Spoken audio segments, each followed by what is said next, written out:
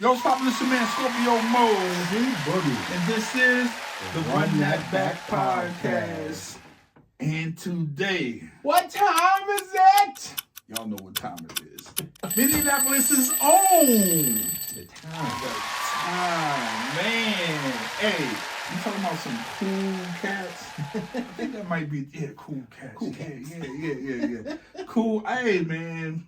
When I think of these guys, automatically I go to not even sound, it's dressing. Oh, yeah. Dressing.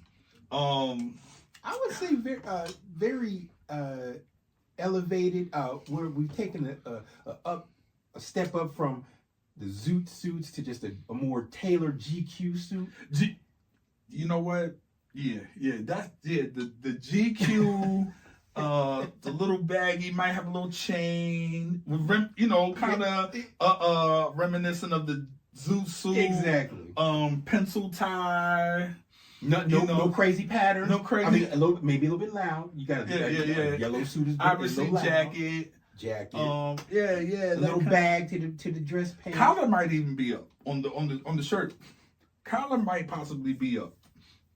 I think the collar might be up. Collar might be up, but you got like a tie bar. Yeah, tie. Oh, You got a tie bar, skinny tie. Handkerchief. In the pocket. Definitely cufflinks. A nice Stacey Adams dress shoe. A double-breasted jacket. Yeah. Jerry curl perhaps. Or at least a conch. Yeah. a conch. This is like in between high karate cologne and what would be the cologne they'd be stepping into? They'd be stepping out of high karate and going into Old Spice. Dragon War. Yeah. Because high karate is probably more cocaine era-ish. Well, this is cocaine. Well, you know what? I'm lying. High karate might be kung fu. It might be leaving out the heroin. PCP. And going into right. Quaalude. Right. Yeah. We got the time, y'all. This is gonna be a fun one. I really think that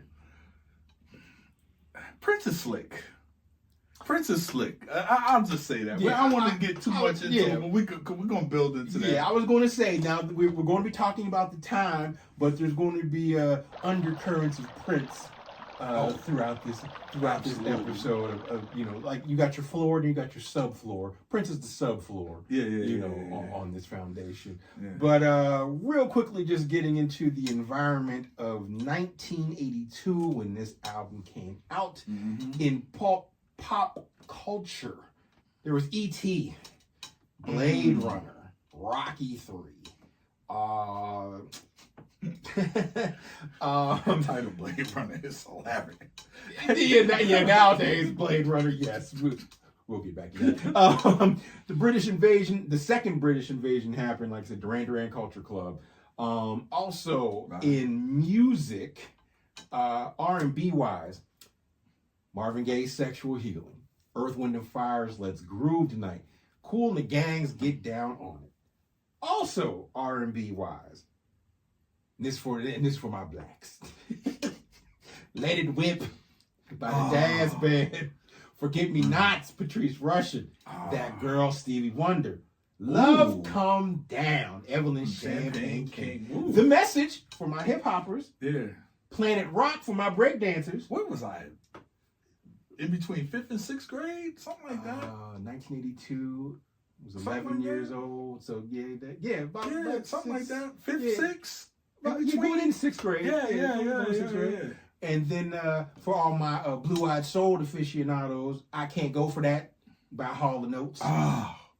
Yeah, there were some joints in 82. There were some joints. Yeah, now that you run that list. Yeah. Hall & Oates was, it's a shame what they're going through right now. I think they just last week, I saw something when they finally came out. Because they were feuding, but still performing, which is weird, but that just lets you know the bag is the bag. Yeah. But I also heard, I think John Oates was like, I think it's the interview you're talking about where he was like, we're never performing together again. Nah, That's the last interview that I saw where he was. Nah, I just saw one where he was just like, "Hey, man, you know, because they wind up selling it." Yeah.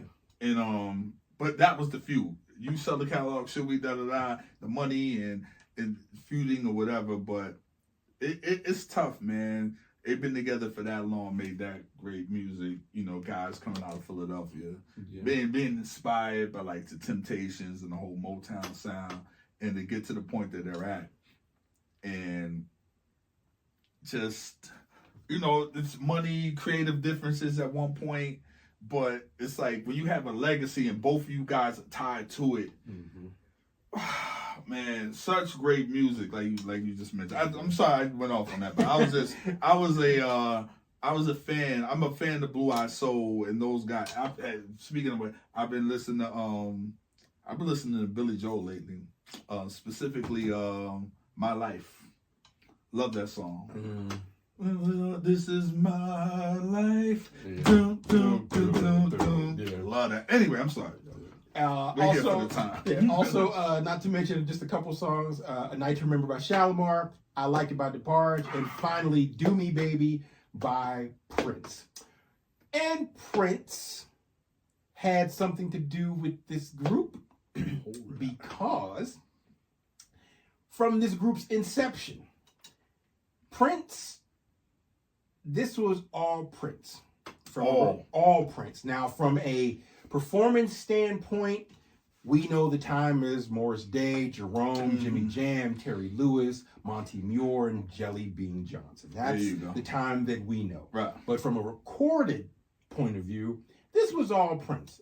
And he went by a pseudonym, I believe it was Jamie Starr. That was his name as far as production-wise. But in his contract, it stated that he was allowed to do other genres of music. He just couldn't do it under the name of Prince. So what does he do? He puts together a group. He writes and records all of the music, plays all of the instruments. And for this particular album, he wrote every song with the exception of the very first one, which also was written by Des Dickerson. So if you probably know Des Dickerson. If you've seen Purple Rain, he was the very first dude in the movie that sang Modern Air. He was the solo guy on stage before you got introduced to Prince and the Revolution and everybody else. Morris Day actually had something to do on this album by playing the drums. But as far as recording, Prince sang everything, and it was his stipulation that Morris Day had to sing the song just like Prince recorded the demo. So if you listen to the album, it's basically Morris singing on top of Prince's voice. There it is. But as far as instruments and everything, the time was put together to play the songs from a live standpoint. Replay it live. But he actually, like I said, he got real musicians, because we know Jimmy Jam and Terry Lewis went on to do other things, but he got all them, they could actually play, so it wasn't like... These are some of the guys he went to high school with. Yeah, he went to school with, Jimmy Jam, Terry Lewis, somebody else too out there. Yeah, and if I recall, I think I just saw an interview where it said that Jerome is actually Terry Lewis's brother. Yeah, right. Little brother. Yeah. So there's a... And then they tell that story about how the mirror thing started, how they ripped the mirror off the wall. It was at their practice studio. And that's how it started. Because it was a guy that they recorded a place, the guy had a bunch of lamps. Like leg lamps or whatever, and they broke one of them. But they would go in there and practice, rehearse. Rehearsal hall before you go on tour. These guys, hours of rehearsal before you go on tour. And Terry's brother Jerome takes the mirror off, Jerome Bentley, and then they do their whole, stick in, which obviously made it through the movie, and they've been doing it ever since. So yeah, 40-something years. So before we get into the album, what was your introduction to the time? My introduction to the time, believe it or not, was Cool. The song Cool. I think I was listening. That's the only thing I can remember, and that was actually a reference point. I didn't know. And then the movie, and they was like, that's the guy that's in the... And I was like, oh. Then I went back, but I seen it, not even see it, keep it moving. And then they used that somebody used that and told me who it was. And I was like, oh, that's had no clue. Yeah. I'm like, and it was, so really it was then, but not knowing, and then Purple Rain, obviously. I thought it was an actor. Oh, Morris? Yeah, I did not know. Your introduction. My introduction, I can't remember if it was Cool or 7779311. I believe it was 7779311, which led me to going back to listening to Cool. And that's what I think it was, because I remember hearing Cool, but then I vividly remember 7779311 because that was just like the big song of it back then. But that was my introduction. I'm glad you said 7 because that and Get Up I thought was Prince the whole time. Well, it was. Well, no, but I really, you know what I'm Right. saying, without it being, so when they was like, I was like, nah, that's Prince's song. It's like, nah, that's the top. Like, even Get Up, even to the point when TLC did it, I think it was for the Poetic Justice soundtrack. They redid it. Yeah, T-Boz did it. T-Boz. Yeah. And I thought that was still Prince. But obviously Prince did it. And fun fact, there is a jumpsuit. Shout out to my Crystal Jordan, who's a friend and contributor to the channel. Was telling me a story where Prince gave Chili a jumpsuit. I bet it fit. She got an outfit. Yeah. That's the wild part. Yes. I know it fit. Yeah, But they're probably the same height. Yeah. Well, Prince might be a little bit taller. And without shoes. And they're they probably gave, the same right. height. Well, okay. And he gave her, she styles the outfit. Her outfit's worth a fucking bunch of money now. But yeah. I bet it is. Yeah. So I just thought that was funny. But yeah. A jumpsuit. Wow. Okay, so just some information about the album. What time is it? It was released August 25th of 1982. It was the Times' second album. It was recorded between January and June of 82, except for the first song off the album, which was recorded in 81. It was recorded in Minneapolis. It was released on Warner Brothers. Like I said, the singles for the album we're probably just going to go through the album because honestly, there's 6 songs. The singles that I know were released, but it doesn't state here. It was 7779311. Right.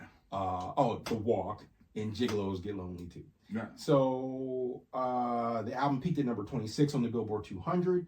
It was number 2 on the top soul LPs chart. This was before it became R&B and hip hop. It's been a total of 33 weeks on the Billboard 200, 38 weeks on the R&B albums chart, and it actually went gold. Was this, I'm trying to think at what point, well, obviously this is still when they were doing that, because I think a year later was when Jimmy Jam and them did the SOS band, came down here to Atlanta, through the SOS band, and then Prince saw it in like the Billboard or something, then fired them, because they couldn't do any outside projects. I'm not sure if that was the I think year that was after, the because following. remember I think they were together and they toured, and then I remember while they were on tour, Right. And he that's what I'm fired saying. them because they got stuck here. Right. And that's when they produced for the SOS band, and then Lisa had to play keyboards behind stage, and somebody else played bass Prince played bass on stage behind the curtain. Lisa played keyboards behind the curtain while the other was See, I didn't even know that in part. San Antonio. Yeah, so that's how they ended up, because they called Prince. I'm trying to think, was that the next year? Because I could have swore it was 83 was the next year. It might have been 83, but remember Purple Rain came out in 84, but I'm sure they recorded the movie in 83. Right. But they were together. Because that's what I'm trying to think. I don't think Jimmy Jam and them were in the movie. They were. They were? Okay. Yeah, they were. And like I said, that original group, like I said, Jimmy Jam. So it had to have been after 83 then. Yeah. And yeah, it had to be after 83, because then, like I said, after he fired them, I think they got back together for Purple Rain, and then they disbanded again after Purple Rain, and then they ended up reuniting again for a few years, then changed their name to the original Seven, and then broke up again. And then Prince's estate had an issue with them with the time, name the time or whatever the case may be. But we're talking about what time is it? The very first song is Wild and Loose. Loved it. Loved it. I'm trying to get my notes. Loved it. Yeah, Loved it. I'm trying to think. Yeah, I thought it was mid. That was it. For real? Yeah, I thought it was mid. Oh God, they couldn't really get away from that Prince thing. With his sound. Yeah, I mean, but he didn't try to even make it a distinction between the two. That's we'll get to my critique of the album, the overall, but I didn't have a problem with it. I did like it. Yeah, I did like it. It wasn't it wasn't super great. It wasn't 777, but it still was dope though. And and then it was like, cause how old would they could have been? Their 20s at this point. Yeah, because Prince was 19 when he put his album out. That was 79. So yeah, like 23, younger than. So you think about how you're feeling, and you're living your dream. You're on tour. You're like, this is how they're feeling. Like Prince it feels like Prince writes in the moment, right? So it was like, wow, you're loose, you have money, you're on tour, there's women. Living in Minneapolis. Women, so right. Let a white go around. Cocaine and white bitches. But that's the thing, like, so they're living it up, man. That's like us being here in 90 when we came in 92. So it's just like, imagine. There is 83, it's 82. We lived here in 92. Yeah. Being the same age. Yeah. Come on, man. We were trying to live our dream. They were living it. Yeah. So Wild and Loose, I just think it was an expression, man. Not to be taken too serious, and that's how they were feeling. Yeah. So I like that. That's a dope way to start off the album, guys in their 20s, man. Yeah, I mean, it's definitely a good way to start off the album. Like I said, it just didn't. Like I said, I could take it or leave it. It wasn't like I hated it. It wasn't like I was like, I gotta hear it. It was just like, okay, it's mid. That's fine. Right. The next song.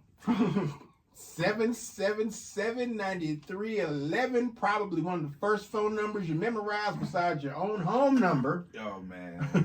The groove to this is and then when you think about stone cold for a show right now. When you think about production nowadays and how hi-hats are flying. This was going on back in 82. And to know that this man played this live, there was punching, but there was no copy paste. This was all from instrument to tape. Think about how this song comes on. The drum roll. There was a discussion I saw this year about how that drum, because that's actually a drum machine. Yeah, he was using a Roger. Yep. And they talk about trying to do that live. And how difficult that is.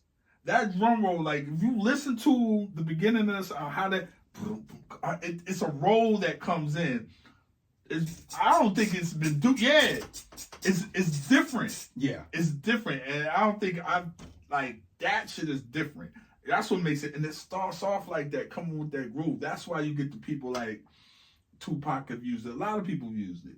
Oh, Wale just did it. Oh, Wale just killed it. Wale, if you ever get a chance, Wale got a version, a freestyle they just dropped over that. Monster called What's Your Phone Number? Oh. And it's a like Wale, don't sleep. But in any case, but the groove to this, and then you can't get a catchier hook than that. Not at all. Like, come on, man. And you can never go wrong with a song about a phone number. You got 777-9311. You got 867-5309. And then Morris leans into it so cool when it's the hook, and then he's talking to the girl. If that's all right, What? Ah, that's that's the thing. Morris does a lot of selling. yeah, He is a car salesman. Yeah. With the material given to him. If you want to buy a new car, get Morris to sell it to you. Yo, man, it's like this might be the like in that era the epitome of fly. Like, yo, this is how you approach a chick. This is how you like the epitome of cool. Yeah, and pulling up on a chick and getting enough. This is it right here. See, I was just about to say they had Cool on their first album, so they already letting you know how they coming. Yeah, the second album is this is how you get the phone number. Right. You know, it's like it's a progression. We going from Cool to getting your phone number, and then later on down the line, we doing the Bird. Right. Jungle Love. Right. You know what I'm saying? So it's just a progression. The next song. What is the title? The next song. One day I'm going to be somebody. This was a new wave song. I thought it was trash. I didn't like it, and let me tell you what it reminds me of. It sounds like the Bus Boys. It has a 50s old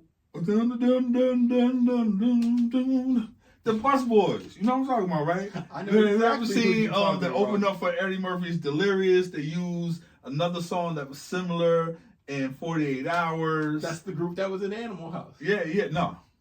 Yeah, the lead singer was Otis Day. Yeah. I never knew that. You didn't know that? I didn't know that was the Bus Boys.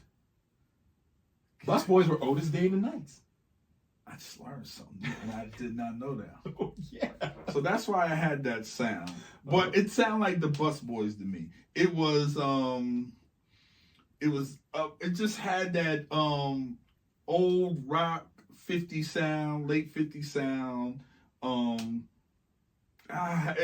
me, it didn't fit the album, but it's maybe what they grew up on, and they just wanted to do that. That's the only excuse that I could say. That was a no for me. I wasn't feeling that one. Yeah, I mean, definitely. If that's something that they grew up on, and it was definitely an updated version. Right. That's what I'm right. Like I said, it was new wave, so it was kind of like that computerish, boppy sound. Right. That was, like I said, the second British invasion was coming in, so you had not that it can be confused, but you had like Kraftwerk and New Order. You just had all these like beginning of computer-based synthesizer. What was this? The bands. Boys Are Back in Town? Yep. The Boys Are Back. That's what it reminded me of. Yep. The next song. Stone Cold Groove, brother. The Walk. Now, Prince. Let me tell you. This is where the Bruno Mars comparison comes in Talk about Bruno. The most. We don't talk about Bruno. If you know, you know, but we gonna talk about Bruno. Yeah, exactly. Like, this is where it comes in for me the most. Oh man, it's almost a crime, but you can't be mad because Bruno is still so dope when he does it. It's like the R. Kelly, Aaron Hall thing. It's like I see what you're doing, but there's a difference when you elevate it. Right. I think Bruno has stolen 90%. Right. And elevated the other 10. He stole a good 98 and elevated the other 2 just by being self-contained. But like I said, we've had this discussion prior to it. Like I said, he stole, Aaron Hall's whole swag, but like I said, the other 2% is him writing and producing his own. Bruno, he wasn't alive when this was going on. Because you got to understand, this artist and group, right? You got a guy, which we really could say Morris Day in the time.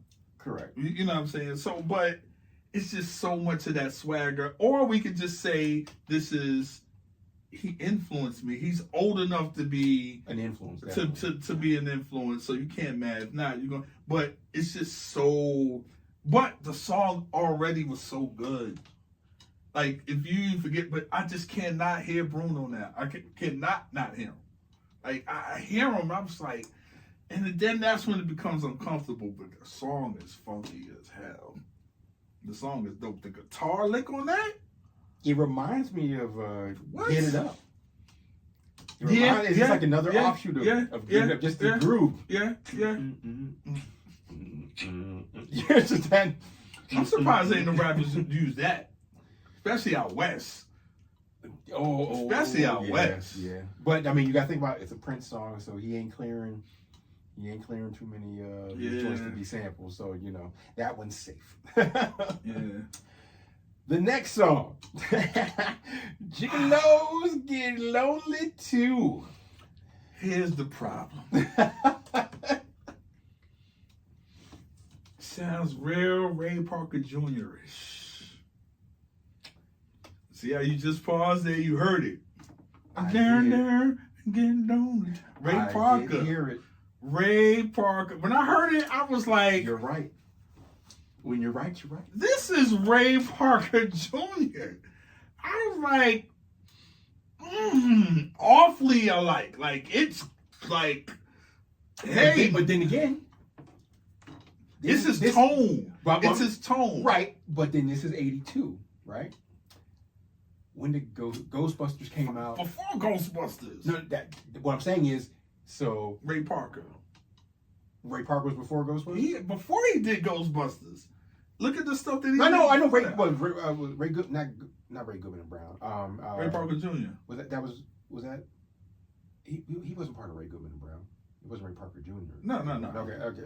I don't. What I'm thinking is, was it Ray Parker Jr. who might have influenced Prince, was it the other way around? Because you're right. This does sound like Ray Parker. Because he's been writing. You understand? Ray Parker Jr. used to play up on the Stevie Wonder. He's been around. Okay. Well then, he's been around. Well then, it's probably safe to say with like. Well, no, I can't even say the sessions that Prince has been in because like I said, he's a self-contained. Think about little Mr. Telephone Man. That's what I'm saying. He's been writing. He's been around. Not only that, he got a Jackson 5 record. Like Ray Parker is okay. So then it's possible that Prince was influenced by. I'm just saying it's the tone, it's the flow of the, or maybe it's Morris's tone. Cause honestly, you could tweak it and you can make a country record out of it. You ain't even got to tweak it that much. Let AI get to it.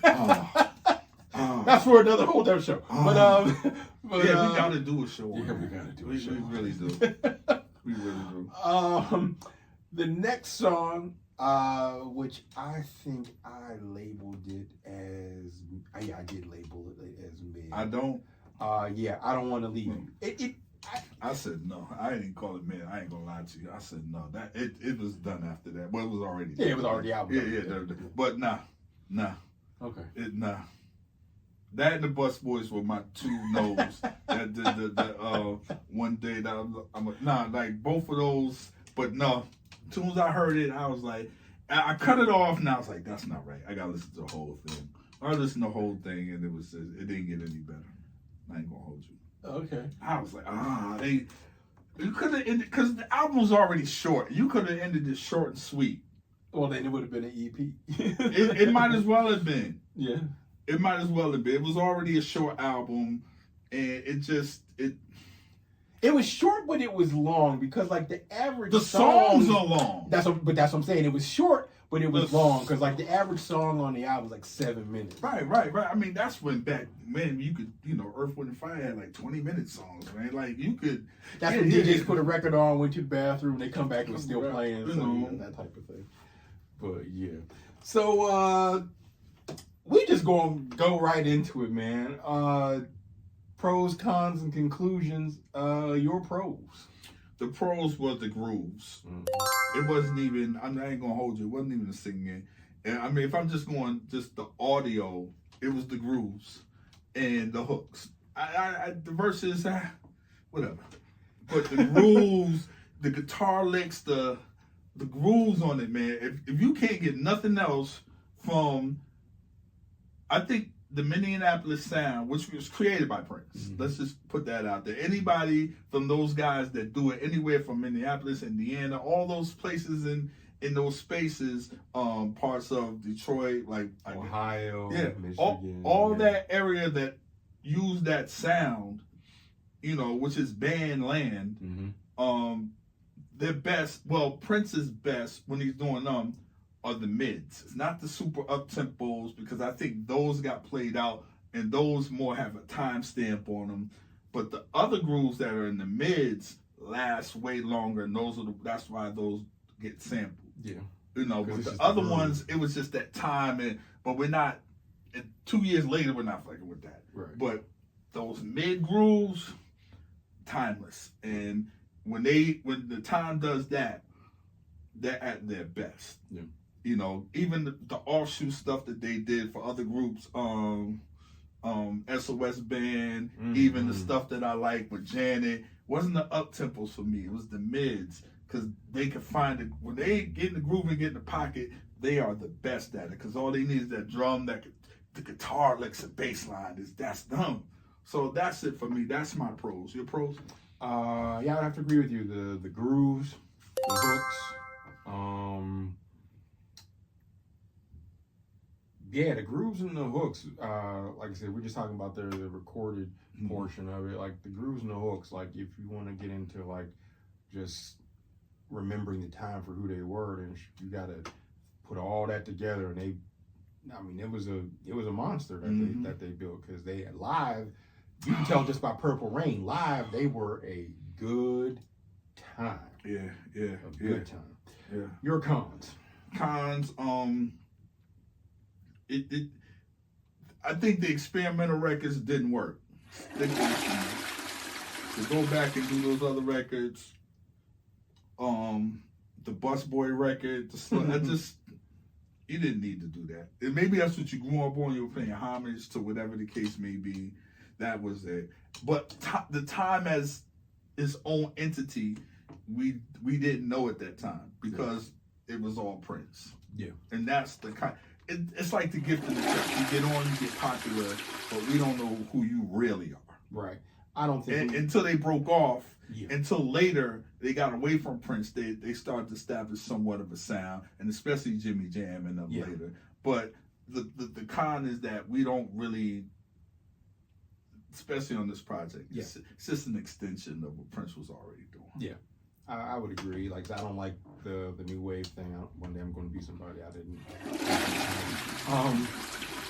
But yeah, we didn't know who they were, I would say honestly, until after Purple Rain. Right. But like I said, yeah, that was my only con from the album. And it's wild just going back and listening to this stuff, because it's like you have to, like, I know for me when reviewing these albums, some of these albums I'm listening to for the first time. Like I've heard the singles when I was growing up, but to actually sit down and listen to the full project, you're like, oh. And then you try to put yourself in that space and remember what was going around. Like we try to judge these not based on. I mean, we have a conversation later at the end, like how did it hold up to now. But in general, try to keep in mind. That's why we set the tone of what was in pop culture and the movies, what was going on in America, and then because essentially this music is the soundtrack to that. Yeah, because when you're young, you remember hearing these songs, but you don't remember like being like fully attached to them. It's like you heard them like while you were outside playing, or if your mom was cleaning up. And then it depends on who you are. Like if you're my stepbrother's age, he was, not then, maybe a year later, he was in the clubs. Yeah. So for him, that's the soundtrack of his starting his adult life, going out, clubbing, and that kind of thing. So I think those, or if you were in college, and I think those are the most important. That's when people really get attached to the music and call it their own. Before that, you're cleaning up to really your parents' music. Yeah. But now I'm grown. This is our stuff. I'm listening to someone possibly my age. Yeah. And this is ours. And I think from that to like whatever the 30s is, that's your time. Yeah. And then you referenced that point when I was in college, I was listening to. When I was first going into clubs, I was listening to whatever that. Because I would say, at least being this age and listening back to it, I can recognize that this was party music. You know what I'm saying? This was club music. This was definitely, we getting ready or we in the club. You know what I'm saying? It's that type of thing when clubs do a little line in the bathroom. Y'all know what y'all was doing out there. Little toot. Little toot. A little lewd. Yeah, you pop a little on the stove, come out, you ready, Jack? Little Mad Dog 2020, Wild Turkey, E&J, Crown Royal with the purple bag. That's all types of you know what it is. But what would you give this album? About six and a half, maybe 6 3/4. Yeah, because it was so short. I do feel like we get cheated, and the minus the 3 records that won 2 for me, 3 for you. But they weren't necessary records. But I just felt like we got cheated. We could have got a better album. I mean, a more full album, longer. I would have preferred, overall I like it. But yeah, I give it 6.5. I'm gonna stick to that. 6.5. I really want to give it more because I started to appreciate the other albums, and I was like, yo, because they had only one album before this, right? Yeah. It's that growth thing. Yeah. But as far as cool factor, that's what makes me I'm like, they was 20. Think about it, man. I can only imagine. So I'm gonna give it a 6.5. Yeah, I'm gonna give it a 6. Just because I think because this was Prince's project. Yeah. And it's so short, and it's like that he was doing it just to get his shit off. You know what I'm saying? And he put something together to get his shit off. So it's just like, okay, I get it. You found some brothers to play. They played. I mean, they could actually play, but you found them, and now you're giving them some material to play. It's like you was getting this stuff off. You know what I'm saying? So it's like, and you got to think about it. He released his debut, then The Time, then what? Dirty Mind, then The Time, then there's like Controversy, and Purple Rain. You know what I'm saying? It's like this man was releasing multiple albums. You talk about working. This man really, really put in that work. And side note, Alexander O'Neal was supposed to be the lead singer of The Time. Yeah, he was. He started. Yeah. He started this before the records and coming in, and then there was Axe said he needed some more paper. He said he needed a house. You can look this story up. Jimmy Jam and Terry Lewis tell the story. They were all sitting down to eat. There was a meeting, and he gets down. He's like, "Hey man, I'm gonna need this. I'm gonna need that." Because Prince had the deal. Prince, everything went through him, and he was out. He was showing up late or whatever, and they were trying to work with him. But that made it even worse. So that made it easier when he was making these demands to be like, yo, you gotta go, bro. So I don't know what Alexander's, and then obviously Jimmy Jam and Terry Lewis wind up working with him later. Phenomenal records that he did for them. But I don't know if The Time would have sounded the same. They definitely would have sounded the same. The cool factor wouldn't have been there because Alexander's cool is different than Morris is cool. And there's no comedic side to Alexander's cool. Alexander's cool is a ladies' man, chill, crooner. Morris is more like the dude with the jokes. He'll make you laugh. He can hold a note. You know what I'm saying? He ain't gonna blow your mind like Alexander could, but So it worked out for the best. Yeah, man. It worked out for the best. Yeah, I can't imagine Jerome holding the mirror up that Alexander. Nah, they ain't gonna let 2 dark skinned niggas. Yeah, I know. That's it. Too many darkies, right? They ain't gonna let 2 darkies. Crazy. Both of y'all can't be pretty, nigga. One of y'all light on somebody. Right. There was only 2 light-skinned people in the camp, Prince and Morris. Right. Hey. Everybody else was dark-skinned. Right. That's where that funk came from. Exactly. But nah, man, this was a good one, man. What do you rate? We already did the rating on the album. Yeah, I gave it a 6. Yeah. He gave it a 6.5. Yeah. So, with that being said, don't forget to follow us on Instagram at the Run That Back Podcast, on Twitter /X at the Run That Back Pod 1. On TikTok at the Run That Back Podcast 1. Don't forget to like, share, subscribe, comment, or like, comment, share, subscribe. Y'all know the routine. And tell us what album you would love for us to review. We will consider it. Yeah, we will consider it. 9 times out of 10, we probably will do it or have done it. Or it's on the list already. Yeah, it's on the list already. We got a lot of episodes in the can, but Yeah, he is Scorpio Moe. I am C.Boogie, and this has is been the Run That Back podcast. Ah. Bye. Run that